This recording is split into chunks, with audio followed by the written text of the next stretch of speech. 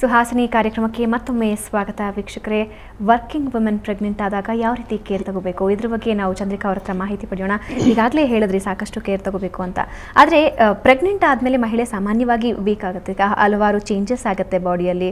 So ಅದಕ್ಕೆ ತಕ್ಕ ಹಾಗೆ ಆಕೆ ಆಹಾರ ಕ್ರಮ ಇರಬೇಕಾಗತ್ತೆ ಅಥವಾ ಓಡಾಟ ಎಲ್ಲ ಇರಬೇಕಾಗತ್ತೆ. ಮುಖ್ಯವಾಗಿ ಆಹಾರದ ಬಗ್ಗೆ ಯಾವ ರೀತಿ ಎಚ್ಚರ ವಹಿಸಬೇಕು, ಅಂದರೆ ಏನೇನು ತಗೋಬೇಕಾಗತ್ತೆ ಆ ಸಂದರ್ಭದಲ್ಲಿ? ಎಲ್ಲ ನಾರ್ಮಲ್ ಇರೋವಂಥ ಪ್ರೆಗ್ನೆನ್ಸ್ಗೆ ನಾವು ಆಹಾರದ ಬಗ್ಗೆ ಏನು ಹೇಳ್ತೀವಿ ಅಂದರೆ, ಯಾವುದೇ ನಿಮ್ಗೆ ಇಷ್ಟ ಆಗಿದ್ದ ಆಹಾರನ ತೊಗೊಳ್ಬೋದು. ಆದರೆ ಒಂದೇ ಸಲ ತಿನ್ನೋ ಬದಲು, ಅಂದರೆ ಈಗ ಬೆಳಗ್ಗೆ ತಿನ್ಬಿಟ್ರೆ ಇನ್ನು ಮಧ್ಯಾಹ್ನದವರೆಗೂ ಏನಿರಲ್ಲ, ಆ ಥರ ಬದಲು ಡಿವೈಡೆಡ್ ಇದರಲ್ಲಿ ತೊಗೊಳ್ಳಿ, ಜಾಸ್ತಿ ಫ್ರೀಕ್ವೆಂಟಾಗಿ ಆಹಾರ ತೊಗೊಳ್ಳಿ ಅಂತ ಹೇಳ್ತೀವಿ. ಇದರಲ್ಲಿ ಕಾರ್ಬೋಹೈಡ್ರೇಟ್ಸು ಬೇಕಾಗುತ್ತೆ, ಪ್ರೋಟೀನ್ಸ್ ಬೇಕಾಗುತ್ತೆ, ಮತ್ತು ಈವನ್ ಫ್ಯಾಟ್ ಕೂಡ ಮಗು ಬೆಳವಣಿಗೆಗೆ ಇದೆಲ್ಲನೂ ಬೇಕಾಗುತ್ತೆ. ಸೊ ಇದಿಷ್ಟನ್ನು ಅವರು ಈಕ್ವಲ್ ಆಗಿ ಡಿವೈಡ್ ಮಾಡಿಕೊಂಡು ತೊಗೊಳ್ಬೇಕು. ಮತ್ತು ಹಣ್ಣು ಮತ್ತು ಹಣ್ಣಿನ ರಸ ಇದೆರಡೂ ಬಹಳ ಮುಖ್ಯವಾಗಿ ಬೇಕಾಗುತ್ತೆ. ಇದ್ರ ಜೊತೆಗೆ ನಾವು ಸಪ್ಲಿಮೆಂಟ್ಸ್ ಅಂತ ಕೊಡ್ತೀವಿ, ಅಂದರೆ ಐರನ್ ಕೊಡ್ತೀವಿ. ಏಕೆಂದರೆ ಇಂಡಿಯನ್ ಮೆಜಾರಿಟಿ ಫೀಮೇಲ್ಸಲ್ಲಿ ಹಿಮೋಗ್ಲೋಬಿನ್ ಕಡಿಮೆನೇ ಇರುತ್ತೆ. ಸೊ ಹಾಗಾಗಿ ಐರನ್ ಕಂಟೆಂಟ್ ಜಾಸ್ತಿ ಇರುವಂಥ ಈ ಗ್ರೀನ್ ಲೀಫಿ ವೆಜಿಟೇಬಲ್ಸು, ಸೊಪ್ಪು, ಪಾಲಕ್ ಇಂಥದ್ದನ್ನೆಲ್ಲ, ಮತ್ತು ಕೆಲವು ಈ ರಾಗಿ ಎಲ್ಲ ತಿನ್ಬೋದು. ಎಷ್ಟೋ ಜನ ಮಗು ಕಪ್ಪಾಗಿಬಿಡುತ್ತೆ ರಾಗಿ ತಿಂದರೆ ಅಂತ ಹೇಳ್ತಾರೆ, ಹಾಗೆಲ್ಲ ಏನಾಗೋದಿಲ್ಲ. ಅದೆಲ್ಲ ಒಳ್ಳೆ ಫುಡ್ ಅದು, ಅದನ್ನೆಲ್ಲ ತೊಗೊಳ್ಬೋದು.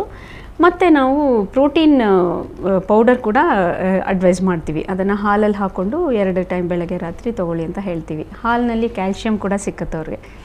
ಸೊ ಈ ರೀತಿ ಮತ್ತು ಡ್ರೈ ಫ್ರೂಟ್ಸ್ ತಿನ್ನೋದ್ರಿಂದನೂ ಮಗುಗೆ ಚೆನ್ನಾಗಿ ನ್ಯೂಟ್ರಿಯೆಂಟ್ಸ್ ಎಲ್ಲ ಸಿಗುತ್ತೆ. ಬಟ್ ನೀವು ಜ್ಯೂಸ್ ಅಂತ ಹೇಳಿದ್ರಿ, ಜ್ಯೂಸಲ್ಲಿ ಕೆಲವರು ಆರೆಂಜ್ ಜ್ಯೂಸ್ ಕುಡಿಯೋದು ಒಳ್ಳೆಯದಲ್ಲ ಮೊದಲ 3 ತಿಂಗಳು ಅಂತಾರೆ, ಹೌದಾ? ಏನಾಗಲ್ಲ, ಆರೆಂಜ್ ಜ್ಯೂಸ್ ಕೊಡ್ಬೋದು. ಅದು ಕೆಲವ್ರಿಗೆ ಏನಾದರೂ ಕೆಮ್ಮು ಆ ಥರ ಜಾಸ್ತಿ ಬರಬಹುದು ಆರೆಂಜ್ ಜ್ಯೂಸ್ ಕೊಟ್ಟಾಗ, ಅಂಥವ್ರು ಅವಾಯ್ಡ್ ಮಾಡ್ಬೋದು. ಬಟ್ ಅದರ್ವೈಸ್ ಆರೆಂಜ್ ಜ್ಯೂಸು ಒಳ್ಳೆಯದು. ಮೂಸಂಬಿ, ಆ್ಯಪಲ್ಲು, ಇಲ್ಲ ಬಾಳೆಹಣ್ಣು, ಸಪೋಟ ಇಂಥದ್ದನ್ನೆಲ್ಲ ಚೆನ್ನಾಗಿ ತಿನ್ಬೋದು. ಓಕೆ, ಇವಾಗ ಮೈಸೂರಿಂದ ಒಬ್ಬ ಕಾಲರ್ ರೆಡಿ ಇದ್ದಾರೆ. ಶಿಲ್ಪಾ, ನಿಮ್ಮ ಪ್ರಶ್ನೆ ಏನು? ಹಲೋ ಡಾಕ್ಟ್ರೇ, ನಮಸ್ತೆ. ಹೇಳಿ ಶಿಲ್ಪಾ. ಡಾಕ್ಟರ್, ನನ್ನ ಮದುವೆ ಆಗಿ 3 years ಆಯ್ತು. ಹಾಂ, ಇದು 4th year. ಓಕೆ. ಅದು ನಾನು ಕನ್ಸೀವ್ ಆಗಕ್ ಆಗ್ತಾ ಇಲ್ಲ. ಓಕೆ. ಅಂದ್ರೆ ಎಲ್ಲ ಟೆಸ್ಟ್ ಎಲ್ಲ ಆಗಿದೆ, everything is normal.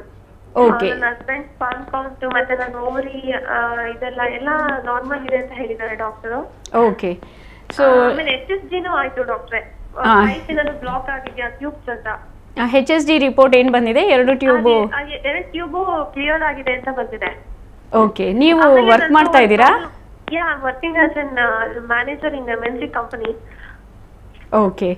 So Shilpa ಅವರೇ, ಅದೇ ಒಂದು ನಾನು ಈಗಾಗಲೇ ಹೇಳ್ತಾ ಇದ್ದೆ, ಎಕ್ಸಾಕ್ಟ್ ಇನ್ನೊಂದು ಹೇಳ್ಬೇಕಿತ್ತು. ನಂದು ಯೂಟ್ರಸ್ ಬೈಕಾರ್ನಿಯೇಟ್ ಯೂಟ್ರಸ್ ಅಂತ ಬಂತು HSG ಅಲ್ಲಿ.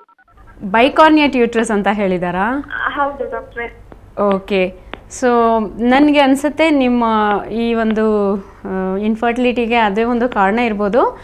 ಬಟ್ ಯೂಶ್ವಲಿ ಏನಾಗುತ್ತೆ ಅಂದರೆ, ಬೈಕಾರ್ನಿಯೇಟ್ ಯೂಟ್ರಸಲ್ಲಿ ಒಂದು ಫುಲ್ಲು ಡೆವಲಪ್ಡ್ ಹಾರ್ನ್ ಇರುತ್ತೆ, ಇನ್ನೊಂದು ಅಷ್ಟು ಅಂದರೆ ಅದರಲ್ಲಿ ಕ್ಯಾವಿಟಿ ಎಲ್ಲ ಕಡಿಮೆ ಇರುತ್ತೆ. ಆ ಥರ ನಾರ್ಮಲ್ಲಾಗಿ ಇಲ್ಲದೆ ಇರೋವಂಥ ಒಂದು ಸೈಡ್ ಆ ಥರ ಇರುತ್ತೆ. ಸೊ ಹೀಗಿರುವಾಗ ಒಂದು ಸೈಡಲ್ಲಿ ಮಗು ಬೆಳೆಯೋ ಚಾನ್ಸಸ್ ಜಾಸ್ತಿ ಇರುತ್ತೆ. ಬಟ್ ನೀವು ಇದುವರೆಗೂ ಕನ್ಸೀವೇ ಆಗಿಲ್ವಾ, ಅಥವಾ ಕನ್ಸೀವ್ ಆಗಿ ಏನಾರು ಅಬಾರ್ಷನ್ ಆಗಿದೆಯಾ? ಇಲ್ಲ ಇದುವರೆಗೂ ಒಂದ್ಸಲ ನಾನು ಕನ್ಸೀವ್ ಆಗಿಲ್ಲ. ಓಕೆ. ಸೊ ನೀವು ಹೇಳೋ ಪ್ರಕಾರ ನಿಮ್ಮ ಹಸ್ಬೆಂಡ್ ಸೆಮೆನ್ ಅನಾಲಿಸಿಸು ನಾರ್ಮಲ್ ಇದೆ, ನಿಮ್ಮಲ್ಲಿ ಈ ಒಂದು ಪ್ರಾಬ್ಲಮ್ ಬಿಟ್ರೆ ಬೇರೆ ಇನ್ನೇನು ಇಲ್ಲ ಅಂತ? ಇನ್ನೇನು ಪ್ರಾಬ್ಲಮ್ ಇಲ್ಲ ಡಾಕ್ಟರ್, ಎಲ್ಲ ಟೆಸ್ಟ್ ಎಲ್ಲ ಆಗಿದೆ. ಸೈಕಲ್ಸ್ ರೆಗ್ಯುಲರ್ ಆಗಿದೆ ಅಲ್ಲ? ಅದೆಲ್ಲ ಸೈಕಲ್ 28 days ರೆಗ್ಯುಲರ್ ಆಗಿದೆ ಡಾಕ್ಟ್ರೆ. ಓಕೆ. ಸೊ ಹೀಗೆಲ್ಲ ಇರೋದ್ರಿಂದ ನೀವು ಒಂದು ಹಿಸ್ಟ್ರೋಸ್ಕೋಪಿ ಅಂತ ಮಾಡಿಸ್ಬಿಟ್ಟು ನಿಮ್ಮ ಬೈಕಾರ್ನಿಯೇಟ್ ಯೂಟ್ರಸ್ ಏನಿದೆ ಅದನ್ನು ಕರೆಕ್ಷನ್ ಮಾಡಿಸ್ಕೊಂಡ್ರೆ ಖಂಡಿತ ಮಗು ಆಗೋ ಚಾನ್ಸಸ್ ಇರುತ್ತೆ. ಮಾಡಿಸ್ಕೊಳ್ಬೋದು. ಒಂದು ರೂಡಿಮೆಂಟ್ರಿ ಹಾರ್ನ್ ಅಂತ ಹೇಳ್ತೀನಲ್ಲ, ಅದ್ರದ್ದೇನಾದ್ರು ಸೈಜು ತುಂಬ ಚಿಕ್ಕದಿದ್ದು ಅದು ನೆಗ್ಲಿಜಿಬಲ್ ಅನ್ಸಿದ್ರೆ ಬೇಕಾದರೆ ನೀವು ಇದನ್ನೇ ಟ್ರೈ ಮಾಡ್ಬೋದು. ಒಂದೊಂದ್ಸಲ IUI ಅಂತ ಮಾಡ್ತೀವಿ, ಇಂಟ್ರಾ ಯೂಟ್ರೈನ್ ಇನ್ಸೆಮಿನೇಷನ್ ಅಂತ, ಅದನ್ನು ಕೂಡ ನೀವು ಟ್ರೈ ಮಾಡ್ಬೋದು.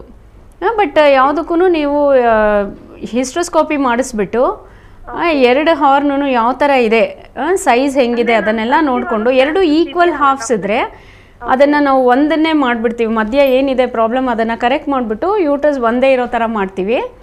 ಸೊ ಅದನ್ನು ಮಾಡಿಸ್ಬೋದು. ಆಗಿದೆ.